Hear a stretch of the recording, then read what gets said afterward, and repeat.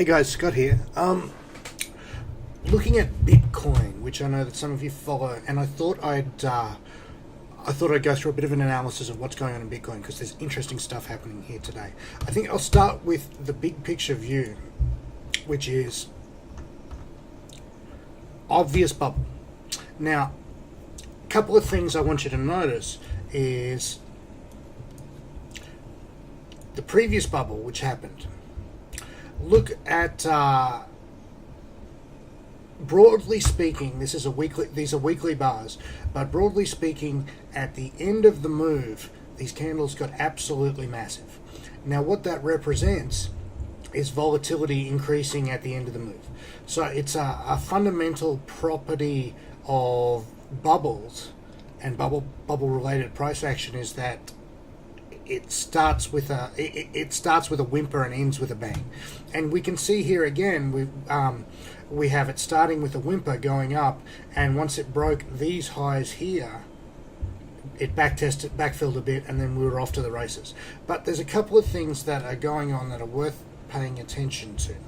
Now, if you were to draw some sort of trend liney thing up like this last bar has gone for a top side overthrow of the trend line, which you can see between. I haven't got the facility to draw on this stupid web thing, but maybe I have.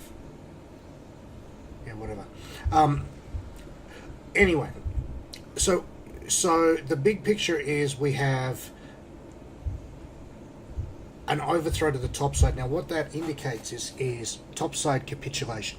So it's basically the whole world rushing in and saying they didn't want to buy it at 2,000, they didn't want to buy it at 3,000, they didn't want to buy it at 5,000, but at 6,000, all of a sudden it looks like a bargain. That's the psychology that drives this, and it's the psychology that drives increases in volatility.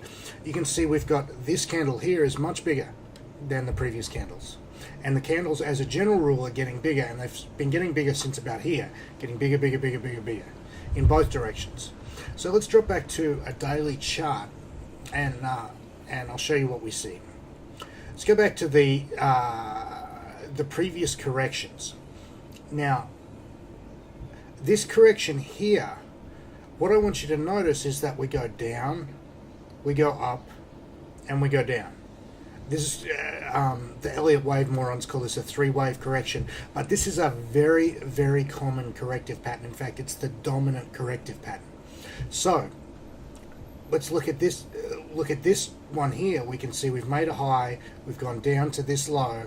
We've made a high and we've gone down to this low, gone up to here, and then back down to there. That's another three-wave thing.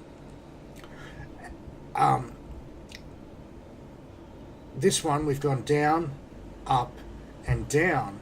And the clue here is that in all these previous corrections, the last bit was the lowest bit. But in this correction, the last bit was not the lowest bit, which tells us that the buying pressure is so strong that typically the bears are at their strongest in the last stage of the corrective move. So what this tells us here, we have a very hidden. This candle right here, we have a hidden sign that the bears are weak and the bulls are much stronger than they appear. So let's look at what we have here. We have a series of up bars.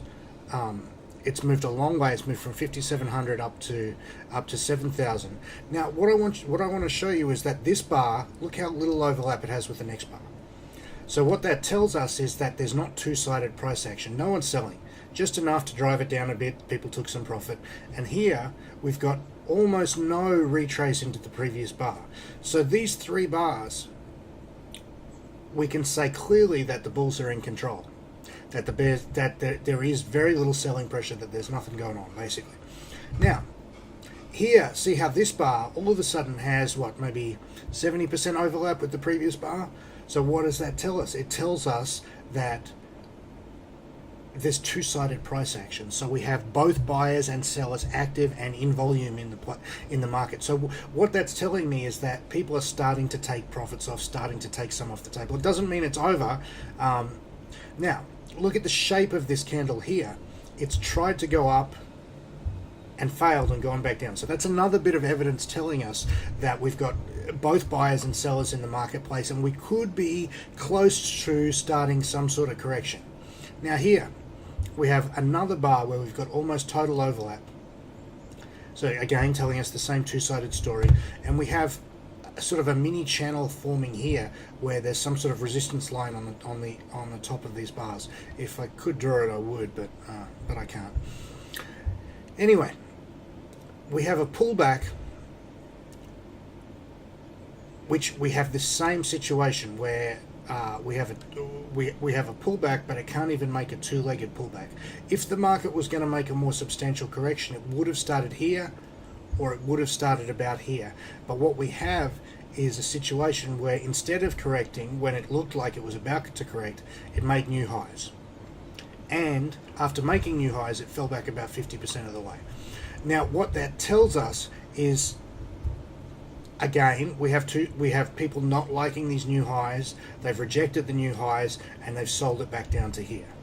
So what that tells us, taken as a totality, is that the up move is weakening but still on. That's the basic deal, right? It's weakening but it's on. Now, so what is a weakening up move? A weakening up move generally weakens into a channel. So actually, I'm not sure how to do that. Okay, so if you can imagine a channel, two diagonal lines running up here and up here, it's likely that the highest probability is that we're going to make another high in line with this channel, and then who knows what comes next. Channels are prone to falling off the plate completely. Channels are also prone to overshoots on the upside, which turn into very high volatility moves. So let's just watch for the next couple of days and see what happens.